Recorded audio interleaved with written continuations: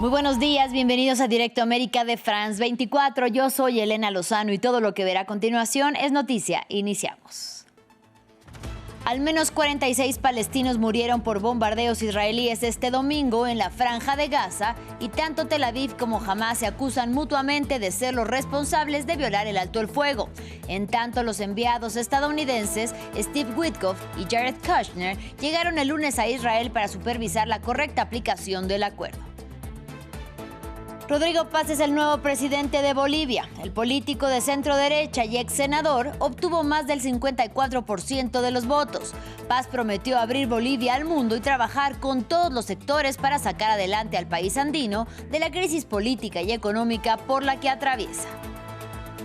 Donald Trump planea anunciar este lunes aranceles para Colombia. Ocurriría tras la suspensión de ayuda financiera para el país sudamericano, a cuyo presidente, Gustavo Petro, el mandatario republicano tachó de ser un líder del narcotráfico. El aumento de tensiones ocurre en medio de los operativos estadounidenses contra lanchas en el Caribe.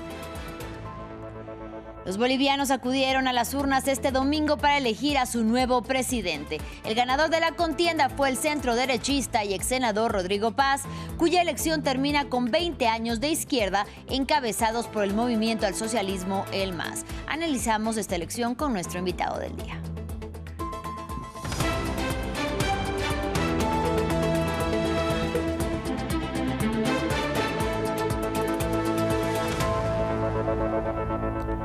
Iniciamos en la Franja de Gaza. Desde que entró en vigor el cese el fuego entre Hamás e Israel en el devastado enclave palestino, el acuerdo ha sido violado y ambas partes se acusan mutuamente de ser los responsables. En tanto, al menos 46 palestinos fueron asesinados tan solo el domingo en Gaza y los enviados de Washington, Steve Witkoff y Jared Kushner, llegaron este lunes a Israel para supervisar la correcta aplicación del acuerdo.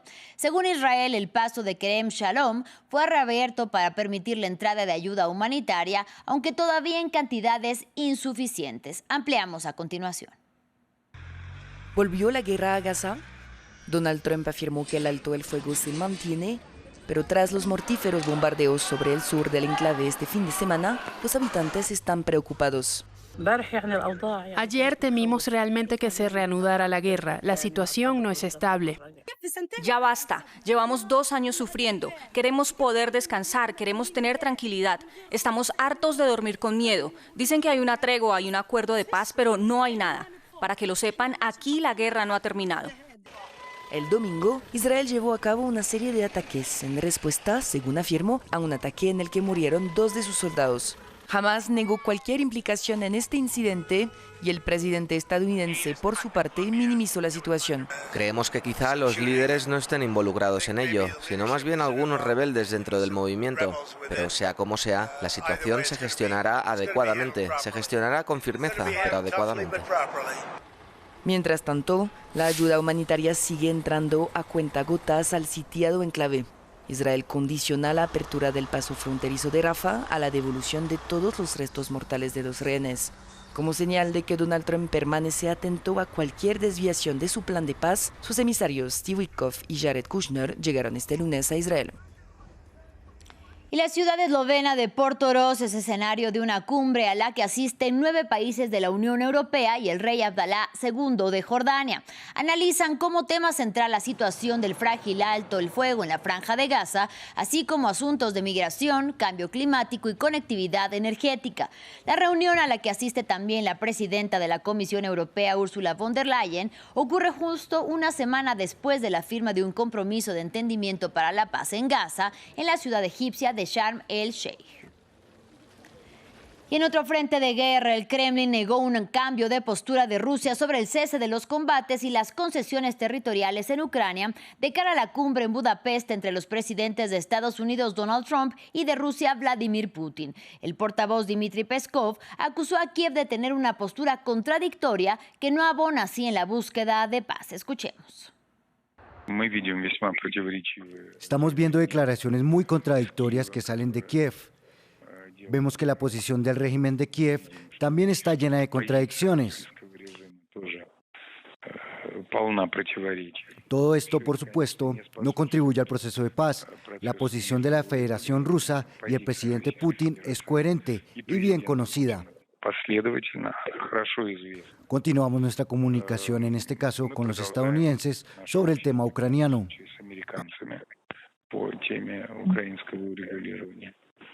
Se está trabajando seriamente y veremos cómo se desarrollará.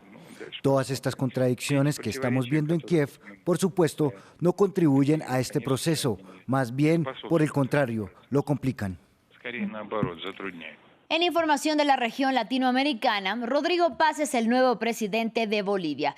El ex senador de centro derecha ganó las elecciones presidenciales en el país andino el domingo con más del 54% de los votos según los resultados preliminares.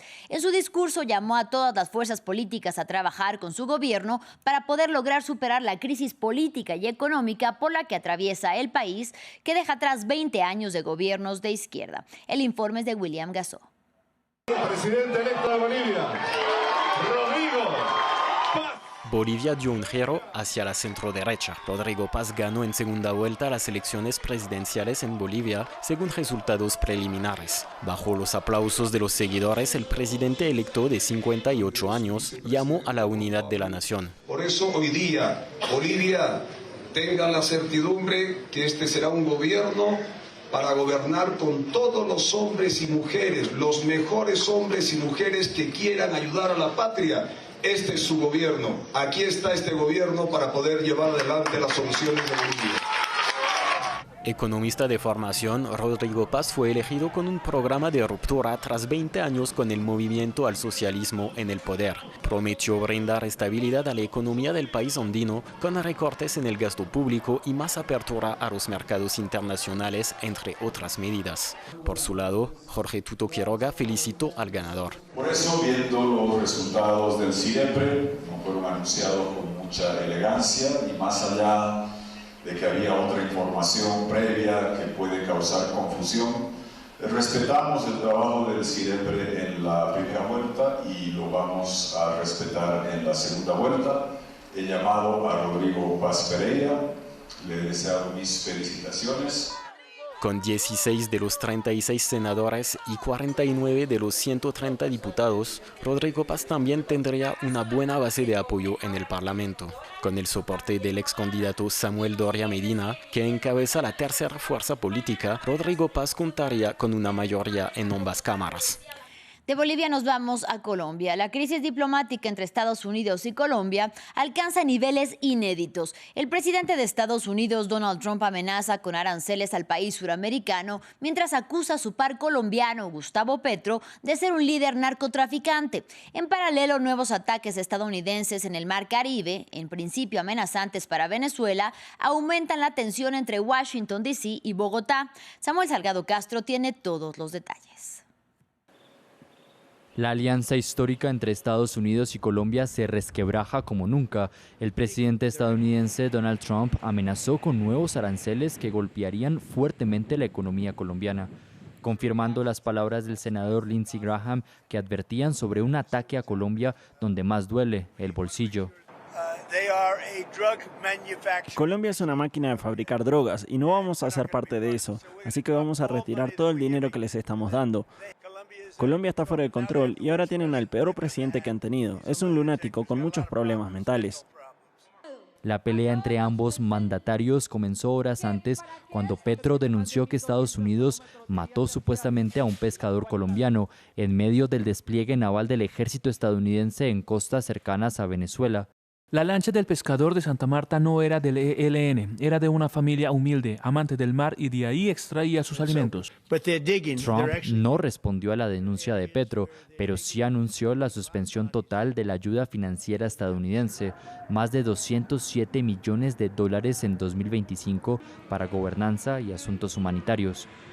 El domingo el Pentágono además confirmó un nuevo ataque en el Caribe contra supuestos integrantes de la guerrilla colombiana ELN.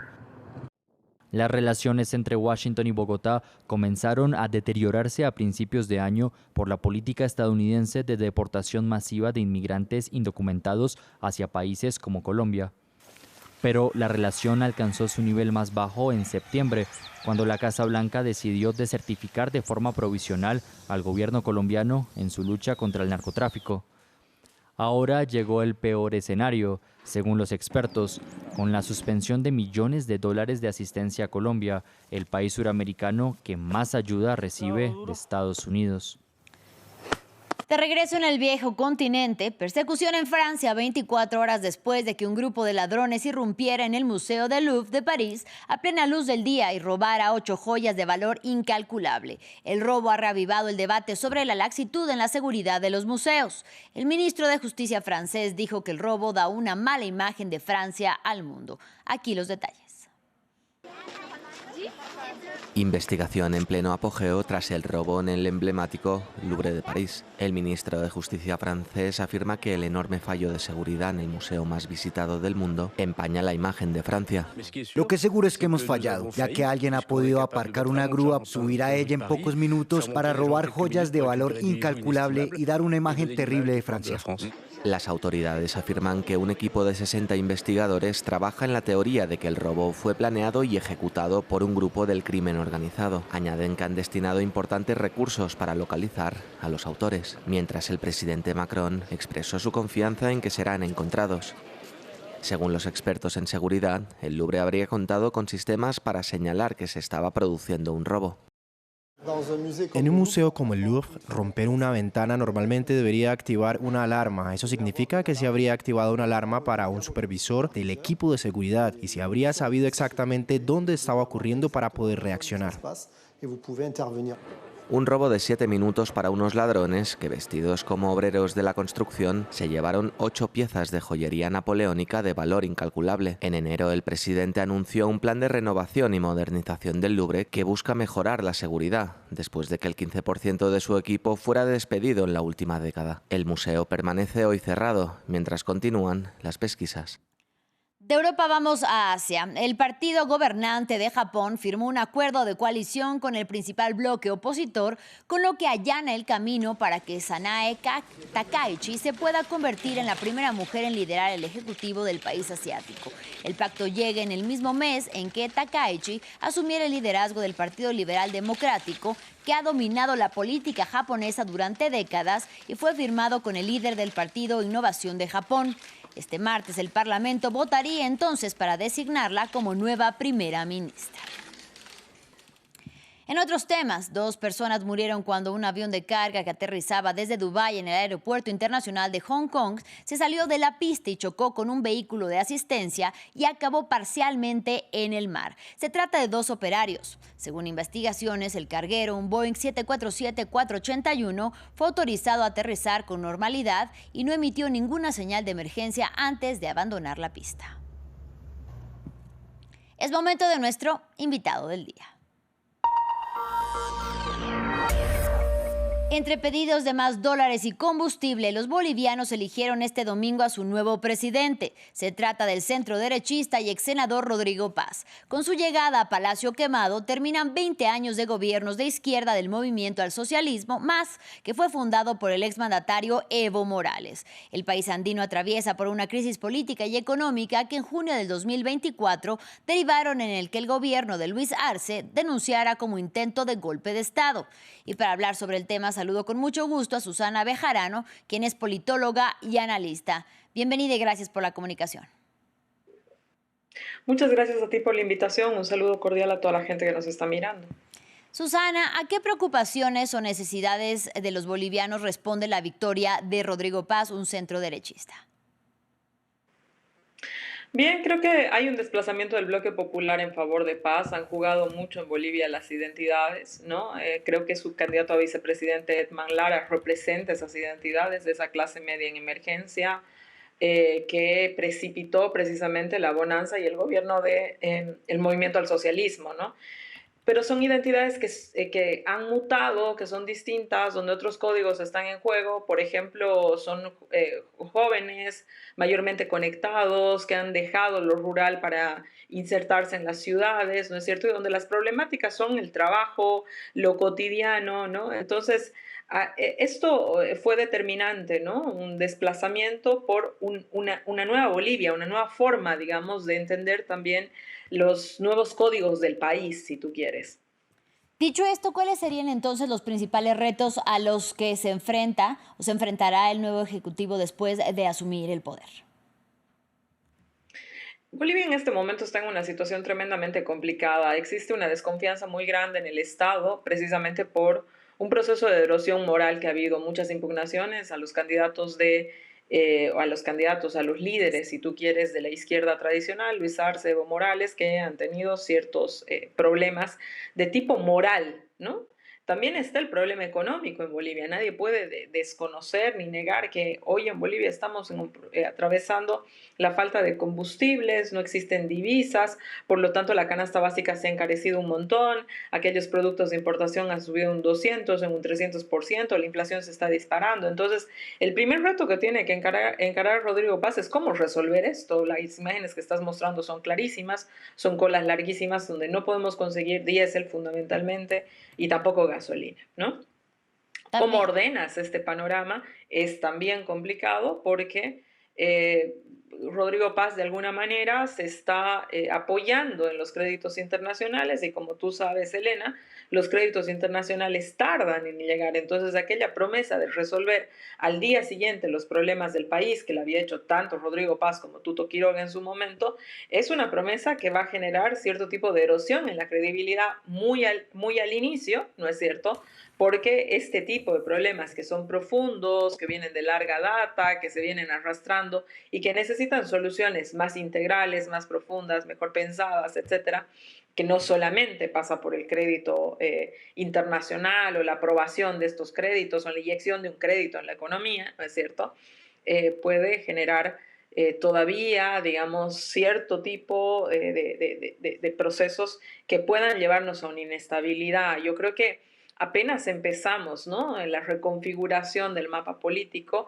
Esta reconfiguración del mapa político, como tú lo has dicho, va hacia la centroderecha, pero todavía este nuevo periodo en la política boliviana, ya sin un más gravitando en una elección después de 20 años de gobierno, ¿no es cierto?, no ha terminado de reconfigurarse. Si bien hay un desplazamiento del bloque popular detrás de Rodrigo Paz, todavía hay en juego las elecciones subnacionales que son dentro de 6 meses y va a depender mucho de la actuación de los primeros meses del gobierno de Rodrigo Paz para ver cómo estas lealtades se rearticulan, si van detrás del poder recién instituido o si existe cierto tipo de renovaciones dentro de la izquierda y del propio Evo Morales que le permitan jugar algo en el próximo escenario. Justamente usted habla de estos 20 años de movimiento al socialismo, de gobiernos de izquierda. Estamos quizá frente a un cambio, como usted bien dice, de reconfiguración, pero también momentos de crisis en los que no hay combustible y tampoco dólares. ¿Se mantendrán, considera, según su análisis, algunas de las políticas o más bien habrá un cambio total de las políticas? ¿Qué se espera? Muy buena pregunta, Elena. La elección la gana Rodrigo Paz, ¿no es cierto?, sin reñirse, ¿sí?,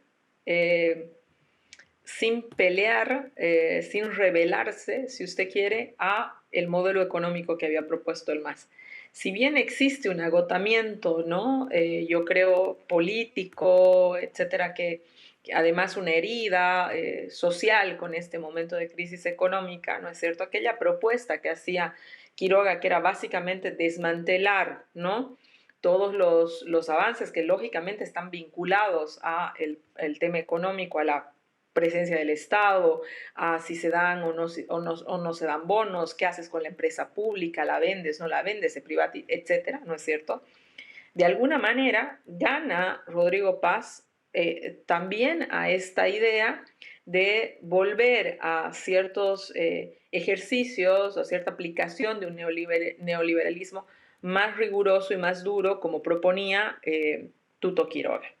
Entonces, si bien hoy día el movimiento al socialismo como conductor de ese proceso está en un momento de crisis y en un momento de desprestigio, creo que la opción, la población mayoritariamente también votó por cuidar ciertos avances que le brindó el movimiento al socialismo en términos de derechos, en términos de bonos, en términos de la creación de la empresa pública. Al último momento, a la última semana de la campaña, Tuto Quiroga terminó diciendo que no iba a privatizar ninguna empresa pública cuando su premisa de campaña al inicio era precisamente la privatización de todas las empresas públicas, argumentando un mal manejo económico, etc.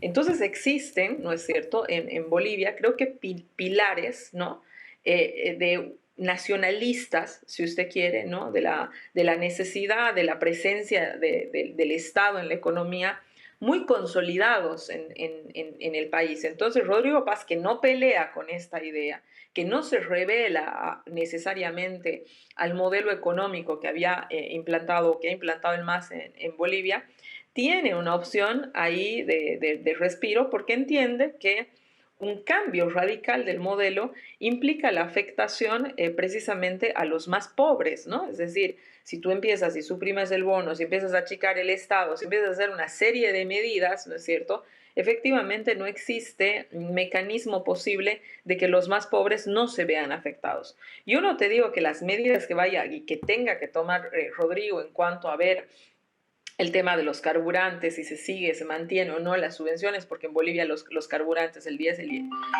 están subvencionados, ¿no es cierto? Entonces, yo creo que también van a ser medidas que van a afectar, digamos, evidentemente al sector más pobre. Pero definitivamente, Elena, ¿no?, son medidas que vienen un poco más endulcoradas que esa torpeza, si usted quiere, que nos proponía, o esa radicalidad, para aplicar mejor la palabra, que nos proponía Tuto Quiroga. Ahora, justamente en este escenario en el que bien nos dice no habrán cambios radicales, hablando del centro de la crisis en este momento en Bolivia, la crisis económica, ¿cuáles podrían ser los principales cambios económicos de la nueva política de Rodrigo Paz? Si bien es cierto, se reitera que no habrán cambios radicales. A ver, mira, yo creo que lo primero es el tema de la subvención de los hidrocarburos. Nadie ha dejado de hablar en la campaña el tema de como el problema central. A Bolivia le cuesta muchísimas divisas, las pocas que produce en este momento por la baja de la venta de hidrocarburos en Bolivia, las invierte en esta subvención de gasolina y diésel, ¿sí? En paralelo, ¿no?, Bolivia ha tenido los niveles de exportación más altos de toda su historia. Es decir, nunca Bolivia ha exportado tanto. Es decir, nunca Bolivia ha generado tantas divisas como las genera hoy en realidad. El problema es que estas divisas no están siendo generadas por el Estado y están siendo generadas por el sector privado.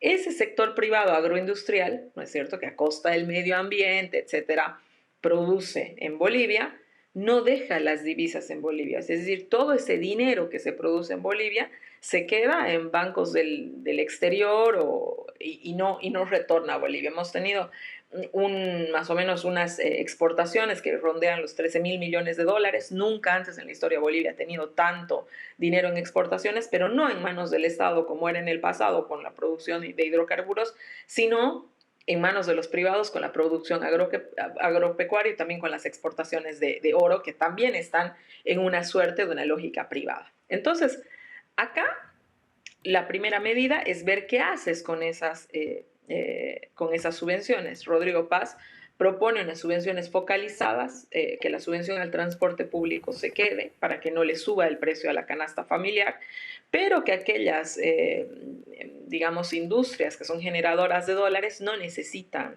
la subvención, ¿no? Entonces yo creo que esto es lo primero. Lo segundo es que tienes que acordar con el tema, con el sector agropecuario y con el sector minero del oro. Estos dos sectores son los grandes productores de divisas que no están dejando las divisas en nuestro país y que, como te digo, están extrayendo, ¿no?, unos de la tierra, los otros de los ríos, etcétera, a costa del medio ambiente. Esto ha significado grandes incendios en Bolivia, es decir, toda esta cadena, digamos, de las vulneraciones al medio ambiente, y eso no paga ningún impuesto en nuestro país. Los mineros del oro pagan más o menos un 2%, lo cual es una cifra absolutamente ridícula, y básicamente los agropecuarios no tienen impuesto a la tierra.